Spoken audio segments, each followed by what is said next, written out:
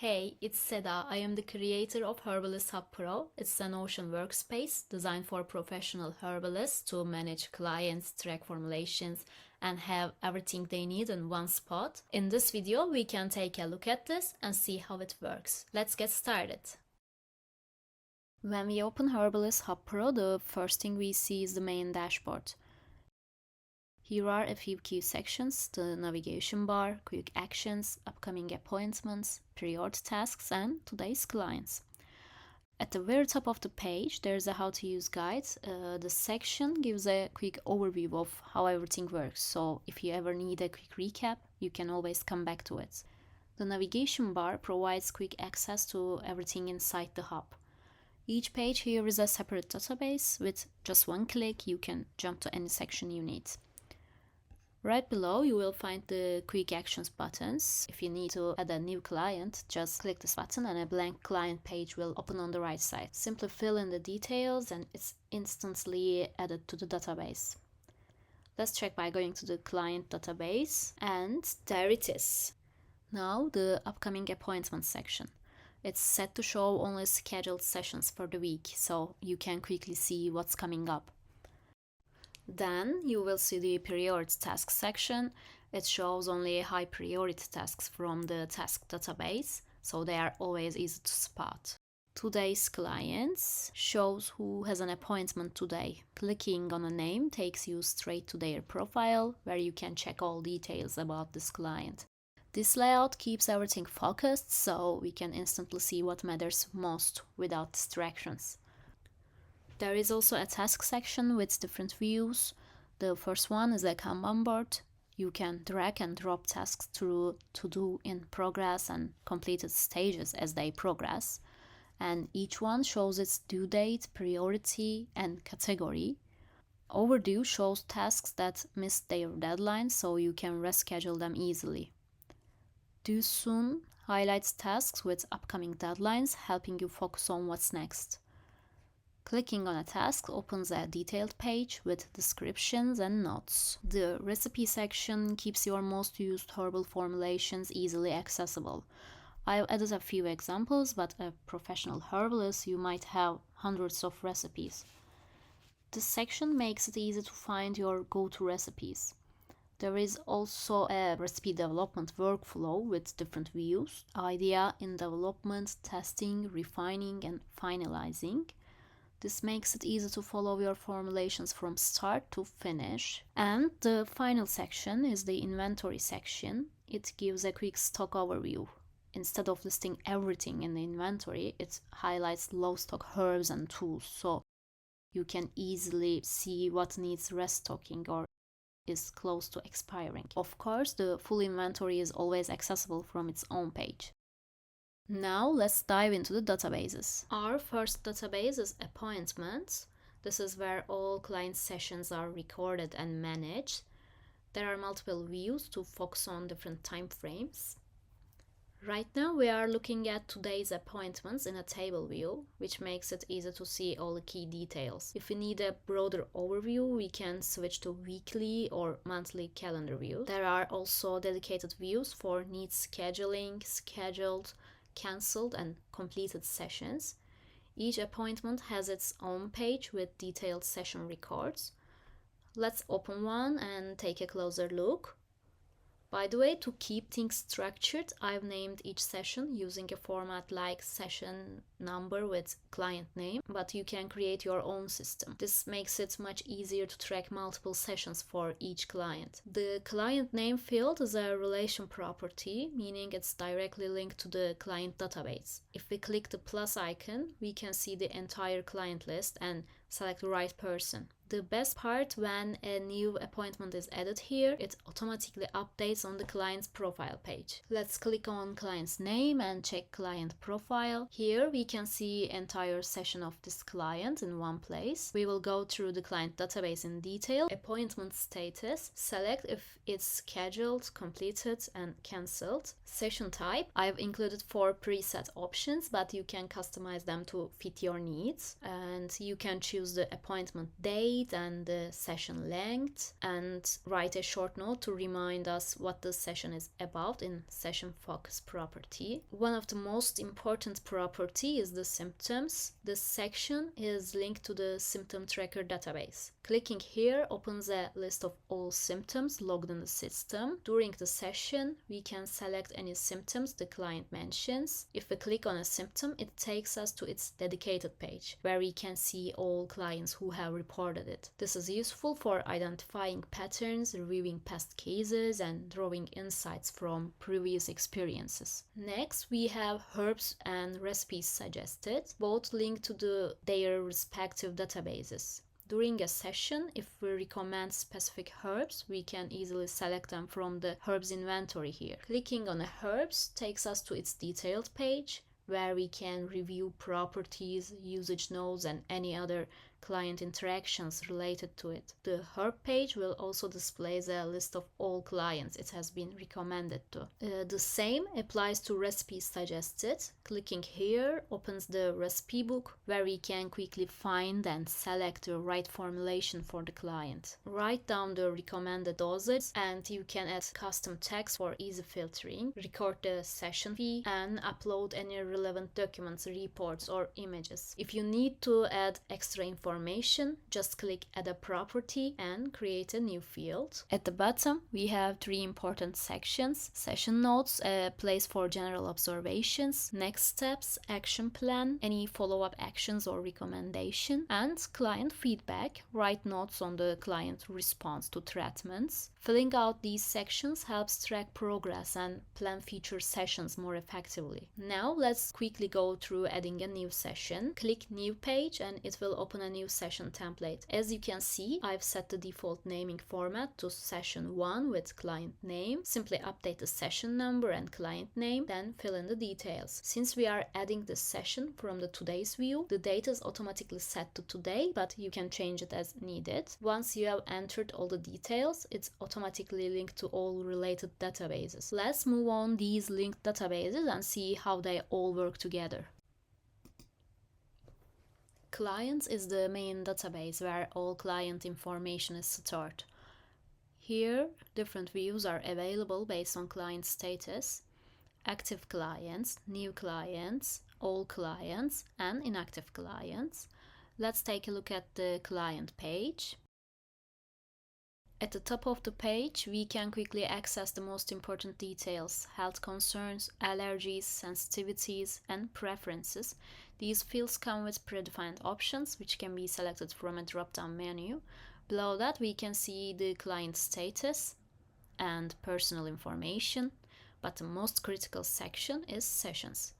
This section is directly linked to other databases.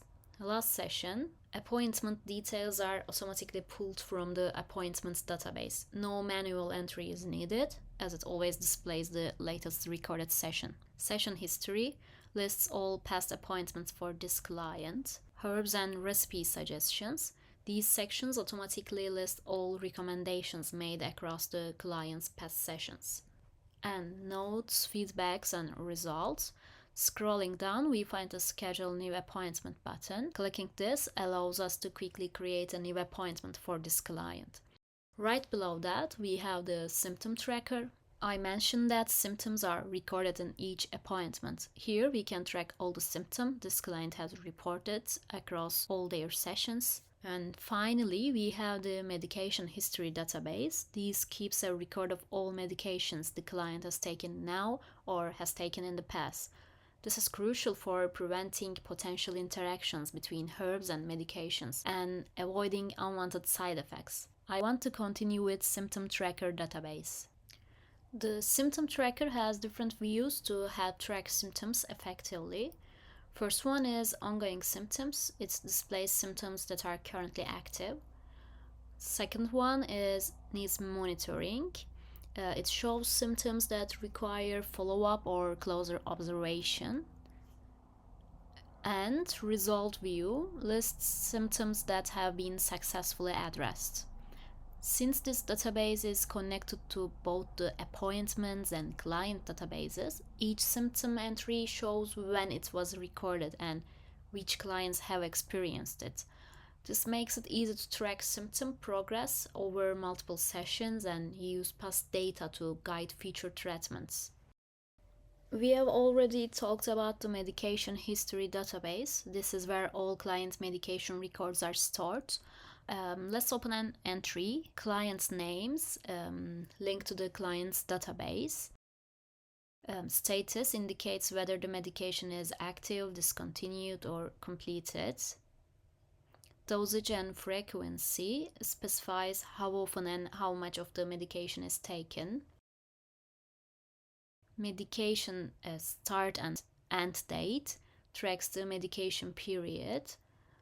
And medication type, a multi-select property with pre-filled options for easy categorization. Prescribing doctor, optional field to note who prescribed it. Side effects, space to document any adverse reactions, and notes for additional observations or important details.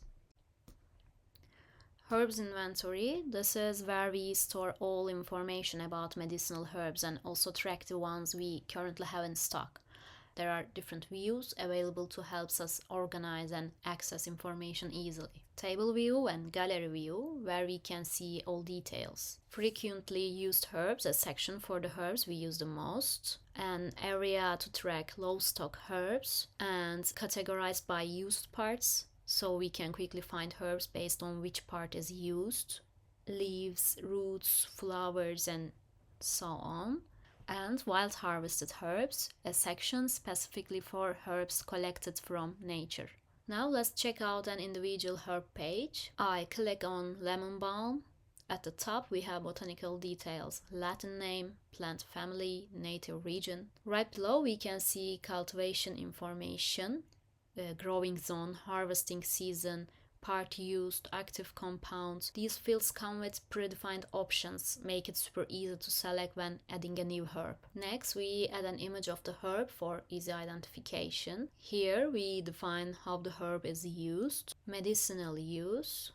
We select its primary health benefits. Aromatic use, if applicable, we can add it here. If you are into aromatherapy, you will find this really helpful. And precautions, this is one of the most important parts. If there are any safety concerns, contraindications, or potential side effects, we document them here. Preparation methods, this section explains how to use the herb in herbal remedies, infusions, decoctions, tinctures. If the herb is used in oil or hydrosol form, we mark it here. Since this database is linked to the recipe book, we can also see which recipes include this herb.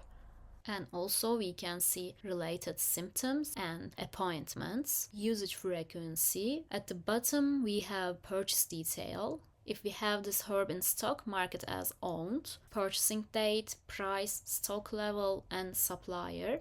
All these details can be recorded here for easy tracking. Let's go to the recipe book database. The recipe book is where we keep all our natural recipes and formulations organized.